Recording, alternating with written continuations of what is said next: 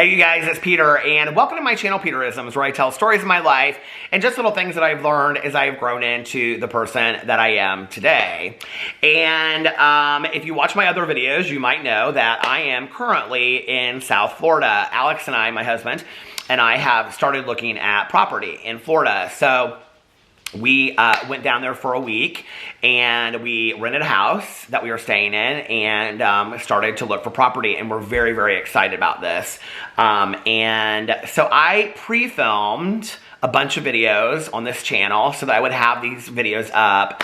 I love this channel so much. It means so much to me, and I just didn't want to chance the fact that I might get down there and not take one of my books with me, or just have to like hurry and do one. I wanted to actually pre-film them and have them prepared before I went down there. So this is the first one that I'm filming. This is literally Tuesday night, and I'm starting to film them so I can do like 2 or 3 a night before I go down there, hopefully, so I can have 8 or 9, because we're going to be down there, I think, 7 nights, 8 nights, I'm not sure. So anyway, we have some friends that live there too that we're meeting up with that we haven't seen in a long time that are engaged, and we're really excited to see them.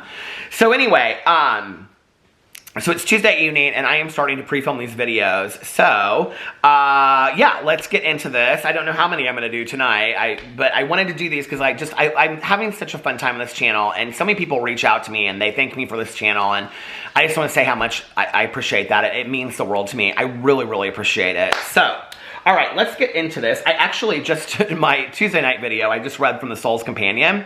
So I flipped to see what was on the 17th, and I was like, oh, this is an interesting topic, because I was just talking about life as a miracle and having an attitude of gratitude, and being really appreciative of your life. So this one, October 17th, is titled Death. So let's read this. Before I get into this, I have to say, and I was just actually talking about this in my other meditation, you know, for so much of my life, I had this absolute utter fear of death and dying. And I was talking about this in my vlog last night, and I was also talking about this in my meditation I just did, that I've been somebody that in my life, I can't ever think of a moment where I really honestly thought about taking my own life. And and there were times in my life, though, that I will tell you that I didn't really care if I was alive or not. Like, I didn't care if I was still here. But I can't consciously think of a moment where I chose to, like, not be here anymore. Like, you know? And I really think so much of it has to do with my utter fear of death for so long. And I think in a weird kind of way, my fear of death was really a defense and protecting me against this attitude of not caring if I was here or not. You know, had I not had that fear of death, I don't know what my outcome would be. So, you know, today I don't feel that way as much. I would still say I'm not ready to go, but I'm not as scared as I used to be. And my mom's passing and my aunt's passing really, really helped me with that. You know, when you're in the face of people that are the closest people you've ever been to, when you've had people in your life, your entire life since the moment you were born, pass in front of you, your fear of death is not the same as it was before. It feels surreal. It feels absolutely otherworldly. You can't even explain what that feels like. But at the same time, you know, it's kind of reassuring to some degree. Like, it was interesting because, like, I've been hearing things around the house. It's so strange, like, not like ghosts and spirits, but maybe, I don't know. I'm not scared of that stuff today the way that, I mean, maybe if I went and did like a ghost hunting thing, I would be scared of it, but not in my own home. I'm not scared of it, you know? It's kind of almost like reassuring. And I do have such a strong feeling of an afterlife. I just have like a gut feeling about an afterlife, that I don't have such a fear of death as I used to.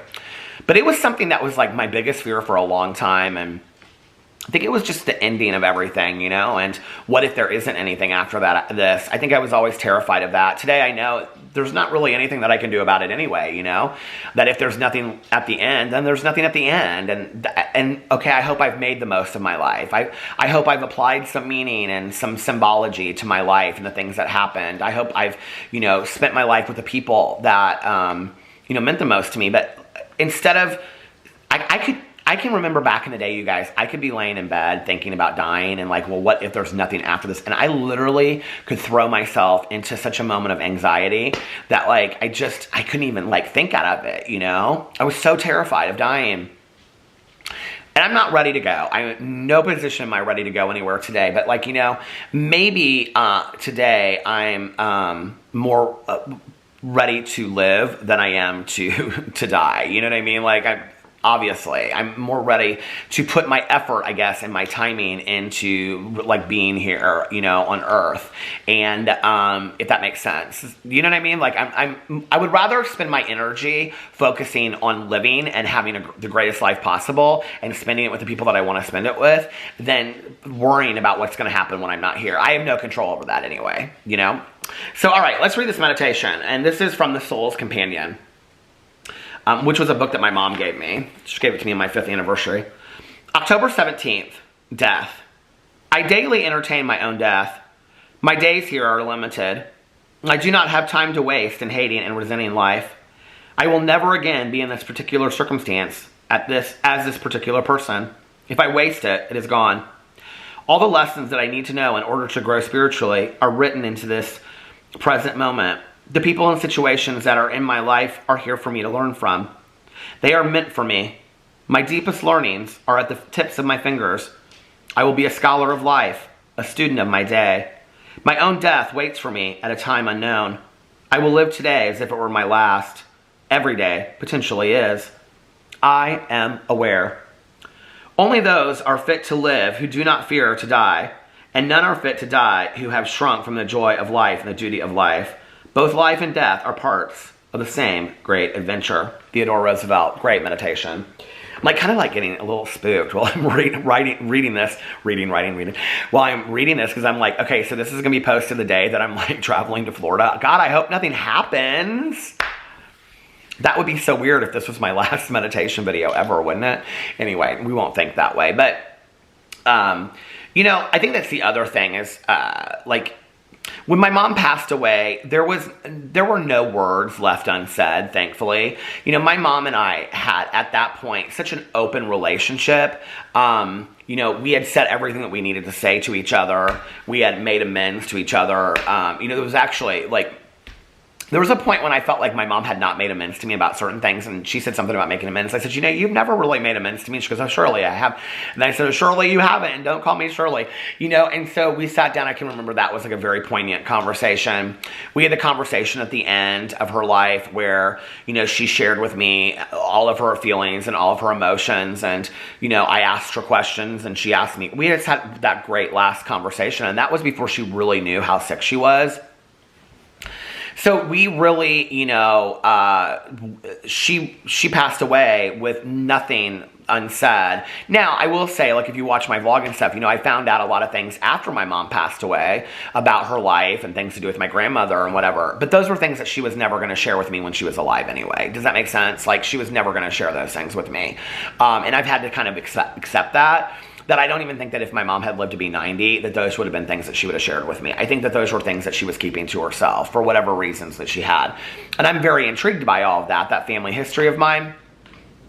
But as far as like what we had to say to each other about how we felt about each other or whatever, no, not all of that had been said. There was no anger there. There was no, animosity. There was no hard feelings, especially related to our addiction or our use.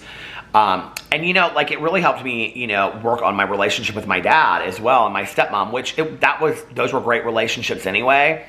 But I did feel like there were things that hadn't been said. I had made amends to my dad and my stepmom, but I don't know that I had said things to them consistently through the years, you know what I mean? Like, to allow them to continue to know how I felt and taking responsibility for having hurt our relationships and things like that, And today I live in my world every day where I don't, like, my husband and I, we always, we kiss each other goodbye, we kiss each other hello when we see each other, and good night and good morning and all that stuff. And we never really, we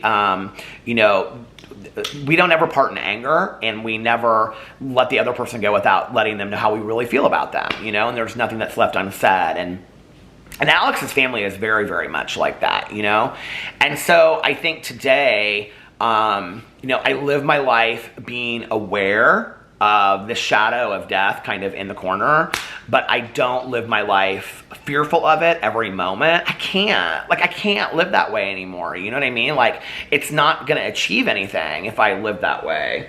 So I want to focus my attention in my life on the living instead of focusing on the death. And that also goes, and I hate to say this, like, as far as grieving, like, I want to focus attention on the people that are in my life today. I think it's important to remember those people that have gone and pay them homage. You know, it's like with my mom, like, she's been gone, oh God, you know, like 12 years now. And my aunt has been gone like 4 years. My uncle's been gone like 2 years. And I think about them all the time. Like, but really, like with my mom, I don't think about her as much as I used to. I really don't. You know, I think about her and telling stories and things like that. But when I'm not sitting here filming a video and telling stories, I'm not like sitting there consumed with my mom. Around the house, the hardest thing is I miss my dog Pee-Pee. Like, he's probably the thing I think about the most because he was here all the time, sitting right next to me on the couch. And so that little guy, like, I really miss him a lot. We've got pictures everywhere of him, you know, and stuff. And his ashes are up there, and so I think a lot about Pee-Pee, you know. But I think at some point you have to like focus attention on the living, and you know, and be here with the living instead of constantly focusing on those that have gone and what's going to happen when we're gone, and you know, it's all of that. So I want to focus my life on the living and being excited to be alive and seeing it as a gift and as a miracle, and spending it with the people in my life that make my life that miracle, you know? So anyway, that's a great meditation. Let me know what you think about that in the comment section below. I love you guys, and I'll see you tomorrow. Bye.